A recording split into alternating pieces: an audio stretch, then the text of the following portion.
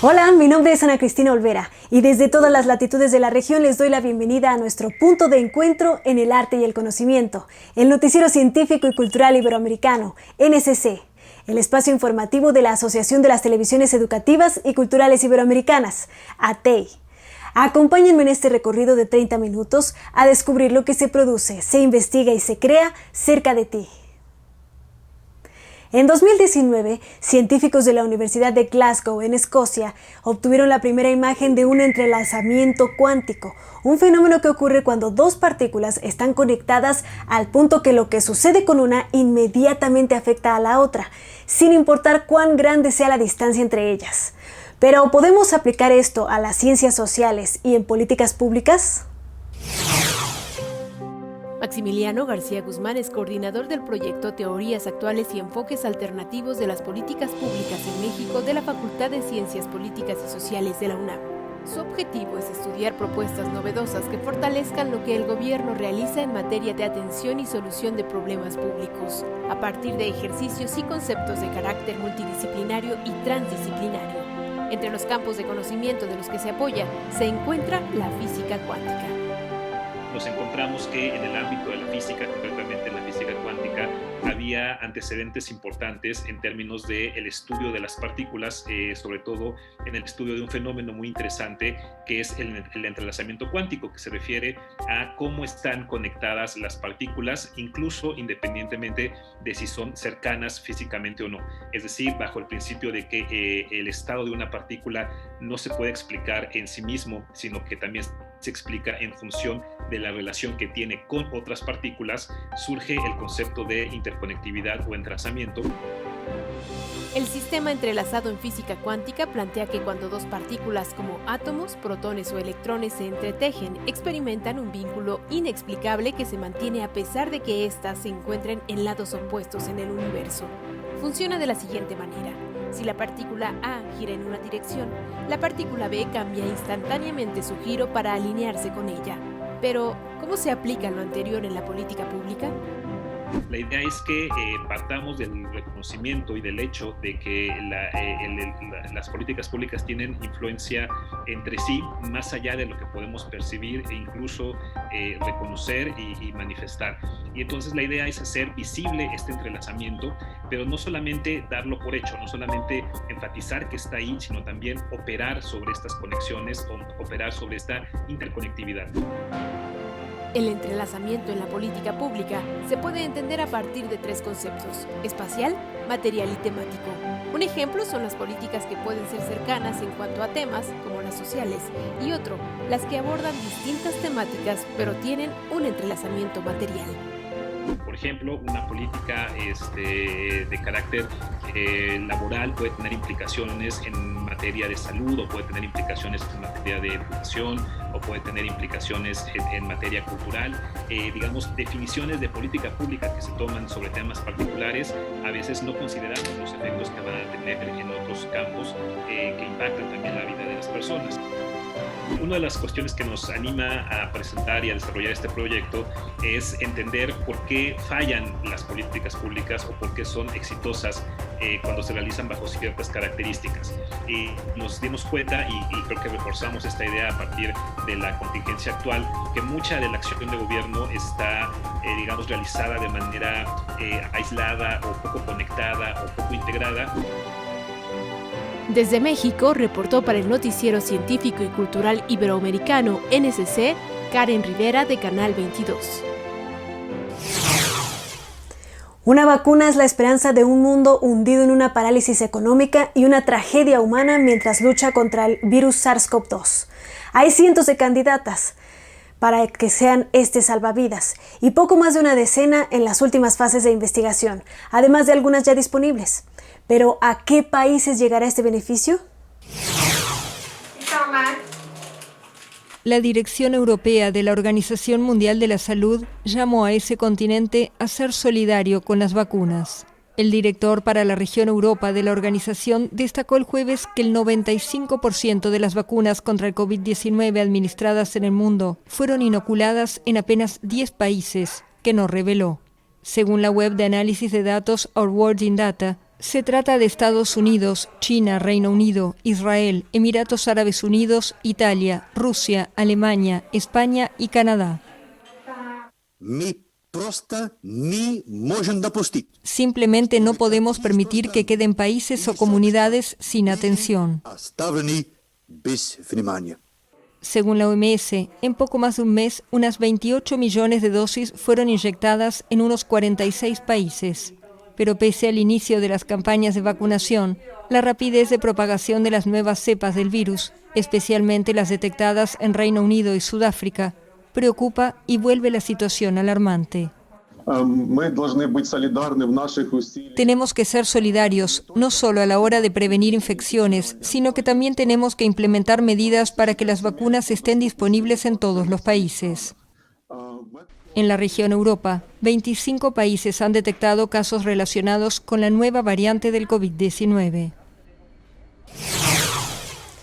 Un grupo de expertos de la Organización Mundial de la Salud viajó a la ciudad china de Wuhan para investigar el origen del coronavirus, cuya pandemia ha dejado ya más de 92 millones de contagios por todo el mundo y de cuya presencia en el país asiático se tiene constancia desde finales de diciembre del 2019.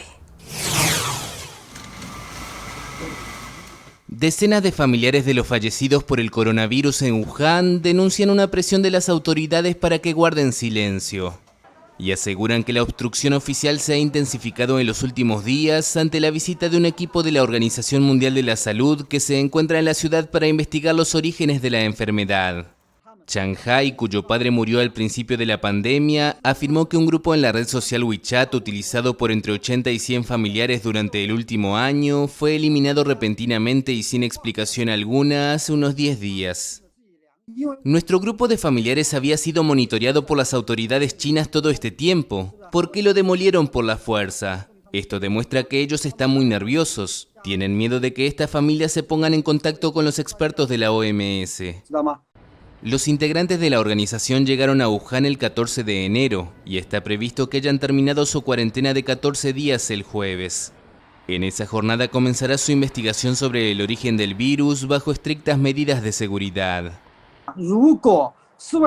Si el equipo de expertos de la OMS se atreve a escuchar nuestras experiencias, la de los familiares de los muertos por coronavirus, y quiere buscar la verdad, puedo volver a Wuhan para reunirme con ellos. Pero si no se atreven a reunirse con los familiares de muertos por coronavirus, creo que la investigación del equipo de expertos de la OMS en Wuhan es solo un espectáculo, una mera formalidad para engañar al mundo. Los familiares acusan a los gobiernos locales de permitir que la situación se descontrolara, primero para tratar de ocultar el brote cuando surgió por primera vez en la ciudad en diciembre de 2019 y luego de no alertar al público. Aunque China ha controlado ampliamente la pandemia en su territorio, también ha frustrado los intentos independientes de rastrear sus orígenes. Además dio a entender, sin pruebas, que surgió en otro lugar.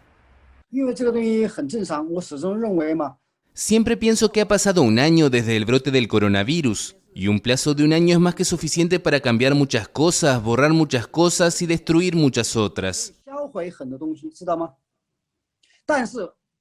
Pero siempre he creído que no se puede borrar a las muchas personas que perdieron la vida. Son una prueba sólida.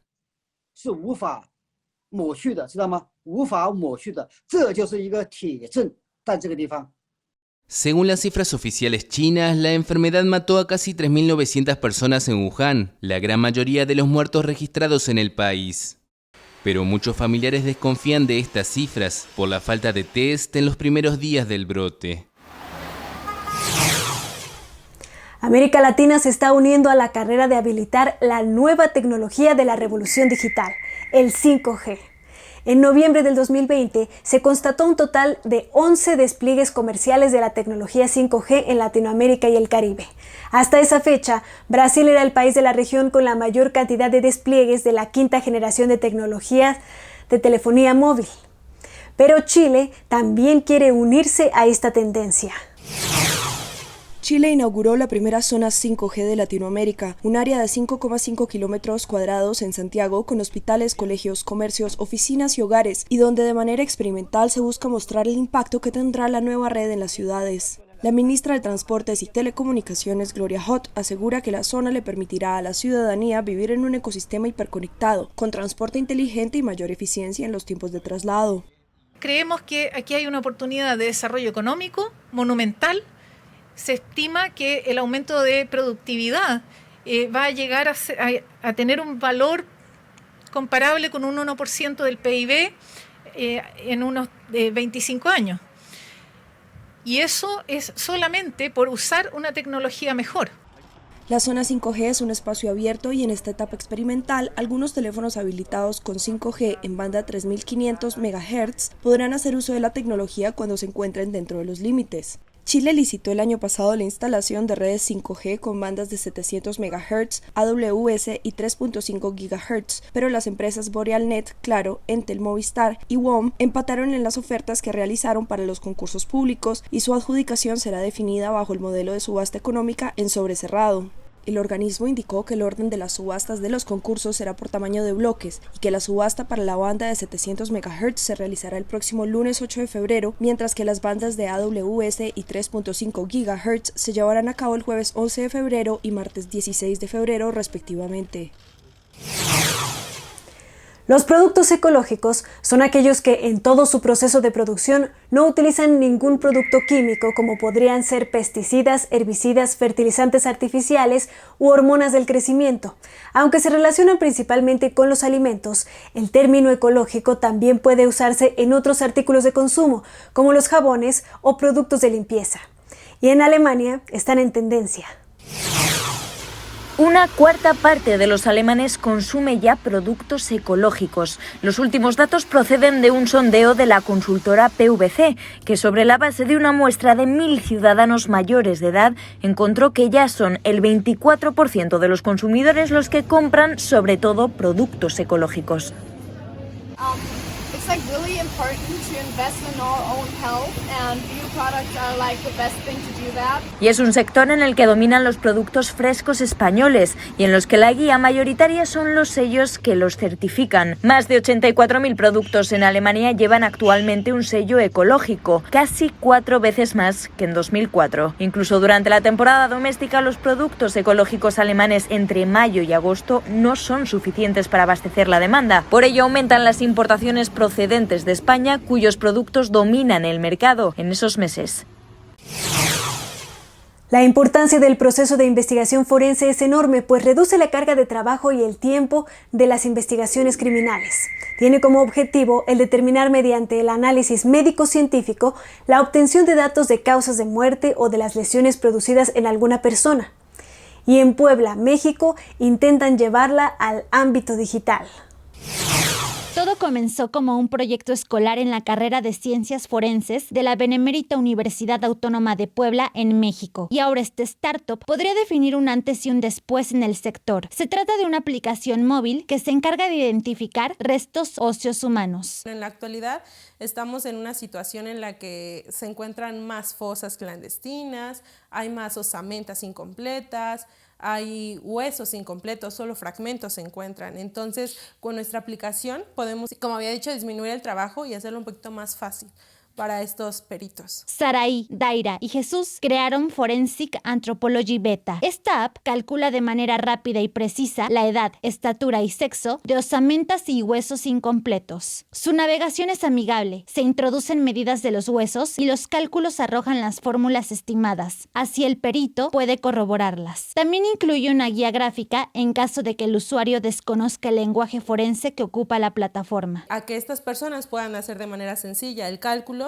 viendo el hueso, viendo las medidas, viendo qué parte o fragmento del hueso se va a medir y entonces ellos puedan simplemente ingresar datos y salga el resultado. Para que el algoritmo sea preciso, las fórmulas se basan en 16 metodologías nacionales e internacionales. Además, cuenta con más de 376 fórmulas aplicadas para estimar el perfil osteobiológico. Así el cálculo final es un 99% certero. Las metodologías que se toman en cuenta en la aplicación son las que son utilizadas o tenemos entendido que se utilizan actualmente en la Fiscalía General del Estado de Puebla. Actualmente, Forensic Anthropology Beta está disponible en Android y puede ser usada en laboratorios y servicios médicos forenses. Tenemos como un proceso de calidad en el que invitamos incluso a expertos para que probaran nuestra aplicación y validaran que nuestra aplicación sí es precisa. Los grupos de búsqueda de personas y organizaciones no gubernamentales pueden hacer uso del servicio sin costo alguno. Esta app es un claro ejemplo de cómo la tecnología implementada en otras ciencias puede cerrar brechas de calidad, precisión y tiempo. Para el Noticiero Científico y Cultural Iberoamericano, Yolanda Enríquez, desde la ciudad de Puebla, en México.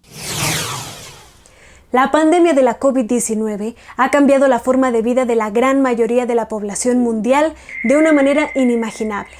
El confinamiento y las medidas de precaución ante el virus se han llevado por delante tradiciones centenarias en algunos casos, festividades y eventos culturales que son pilares de una identidad y en muchos casos motor económico de una ciudad o región. Ni el romero ni el confeti, tampoco el olor a pólvora. Las calles de Aceuche lucen muy diferentes en la víspera de este 20 de enero. Se siente pena y nostalgia porque a partir del día 22 nosotros ya estamos deseando que vuelva a llegar el 20 del año que viene.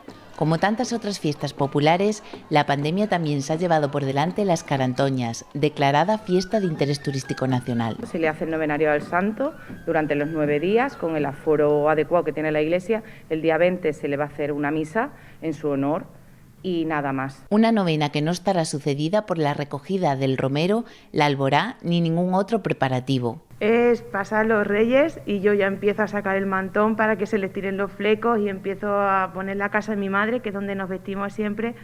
Empezamos a poner la casa ya patas arriba. Y es que este año las pieles no saldrán del armario. Ha sido mejor no sacarlas porque da más pena y tristeza el verlas allí y saber que no te las vas a poder poner. Para 2022 todos los azucheños y azucheñas piden el mismo deseo, que las Carantoñas vuelvan a recorrer sus calles el próximo San Sebastián. Río de Janeiro es la ciudad con la tasa de mortalidad por COVID-19 más alta de Brasil. 1 de cada 9 personas infectadas muere en el hogar de las playas de Ipanema.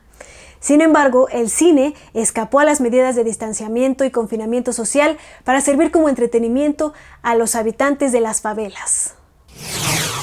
3 días de películas, cortometrajes y videos especiales pudieron disfrutar en la mayor favela de Río de Janeiro, Rocinha, donde una montaña rocosa sirvió como pared para ubicar una gigantesca pantalla de cine de 90 metros de ancho por 50 de alto. Cerca de 100.000 personas pudieron disfrutar desde sus ventanas, terrazas y cubiertas de la exhibición cinematográfica que incluyó desde taquilleras películas brasileñas de los últimos años hasta producciones realizadas por los propios vecinos. Para acceder al sonido, solo era necesario sintonizar una estación de radio local o conectar los móviles a portales que ofrecieron el audio en streaming. Dicen los responsables del proyecto Proyecta Rocinha que esta fue la mayor exhibición de cine realizada en el mundo. Esto teniendo en cuenta el público y el tamaño de la pantalla, que superó al mayor telón de cine conocido, ubicado en Alemania y que cuenta con 38 metros de largo. La organización celebra que lo más importante del proyecto fue la opción de ofrecer diversión gratuita y arte en tiempos de pandemia, sin generar aglomeraciones en una zona que es sacudida también por el narcotráfico y la violencia. Ante la pandemia, el turismo es esencialmente un factor de movilidad y el virus es un factor de inmovilización. Por la respuesta de confinamiento para evitar la concentración de personas y evitar la propagación del virus, sin olvidar que existe una estrecha relación entre el virus y la enfermedad de la COVID-19 y los viajes, ya que en la primera etapa se propagó principalmente por los vuelos. El trayecto ferroviario más largo del mundo, el tren transiberiano. Más de 9.000 kilómetros entre Moscú y Pekín. La empresa Lern-ID Erlebnisreisen hace buenos negocios desde hace años ofreciendo experiencias de viaje diferentes como esta. Pero en el año de la pandemia todos los viajes se cancelaron. De los 10.000 habituales se pasó a 0 pasajeros. En las oficinas centrales en Berlín hay mucha incertidumbre sobre cuándo podrán retomarse los viajes. Esta empresa mediana ofrece paquetes exclusivos en tren y cruceros en África, Asia y Sudamérica. Y es especialmente en los destinos lejanos donde los clientes son cautos a la hora de reservar. Son viajes soñados que se hacen una vez en la vida. Continuará habiendo demanda para ellos. Es nuestra ventaja. Ofrecer viajes a los que el cliente no quiera renunciar así nomás. Si quiero ir al Amazonas, si quiero viajar en el Transiberiano, tal vez quiera hacerlo entonces en 2, 3 o 4 años. A pesar de ese optimismo, la situación para las empresas de viajes es muy difícil. Altos costos fijos, ingresos iguales a cero. El 80% de los empleados hace jornada reducida. Muchos empleados independientes en el exterior, como los guías o el personal de trenes, no reciben ayuda estatal, pero para la empresa son muy importantes. En estos tiempos difíciles en los que los empleados no tienen ingresos, intentamos apoyarlos en la medida de lo posible.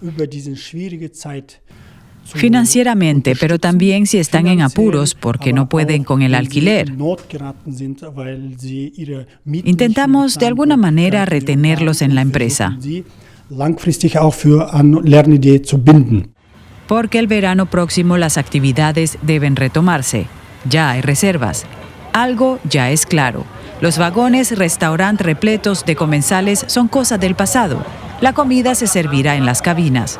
El coronavirus cambiará la forma en que viajamos, pero lo más importante, y no solamente para los empresarios, es que viajar por fin se haga nuevamente posible. La increíble Catedral de Sal de Zipaquirá, situada a 48 kilómetros al norte de Bogotá, en Colombia, lleva a la arquitectura religiosa a límites insospechados. Una maravillosa construcción moderna, realizada por Roswell Garavito Pearl en los años 90, se encuentra a 180 metros bajo la tierra, en el interior de una mina de sal que ha sido explotada desde 1801, y así celebra sus 25 años. La Catedral de Sal de Zipaquirá cumple 25 años desde su construcción y celebró su aniversario con un show de luces láser 180 metros bajo tierra. La catedral, que recibe miles de turistas nacionales e internacionales cada año, esta vez ofreció un espectáculo denominado en español La Luz de la Esperanza, con un formato único que combina el arte, la tecnología y la innovación. A cargo de esto estuvo el diseñador gráfico especialista en animación digital 3D, Jairo Arcos. Es un show enfocado en proyectar en la roca salina imágenes de arte sacro.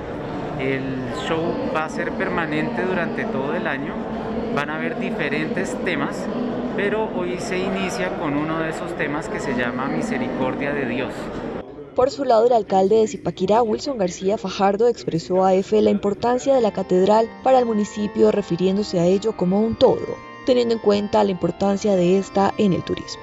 Hoy, después de muchos años, se consolida como la primer maravilla del país y en torno al turismo logramos más de 700.000 turistas cada año, donde el 30% son extranjeros. Ese es un motor de desarrollo de sectores como la gastronomía, la hotelería, el turismo en general, la artesanía. La catedral reabrió sus puertas el pasado 1 de octubre tras permanecer más de 6 meses cerrada por la pandemia del coronavirus. Gracias por habernos acompañado en este viaje informativo del Noticiero Científico y Cultural Iberoamericano, NSC. Este espacio de encuentro no sería posible sin la colaboración y las plataformas de los socios de AT y las agencias informativas AFP, EFE, Xinhua, Notimix, Euronews y la Deutsche Welle. Si quieren saber más, podemos estar comunicados a través de la web en noticiasnsc.com y las redes sociales. Nos encuentran como @NSC Iberoamérica en Twitter, Facebook, YouTube, Instagram y TikTok. Yo soy Ana Cristina Olvera y los espero en una próxima emisión.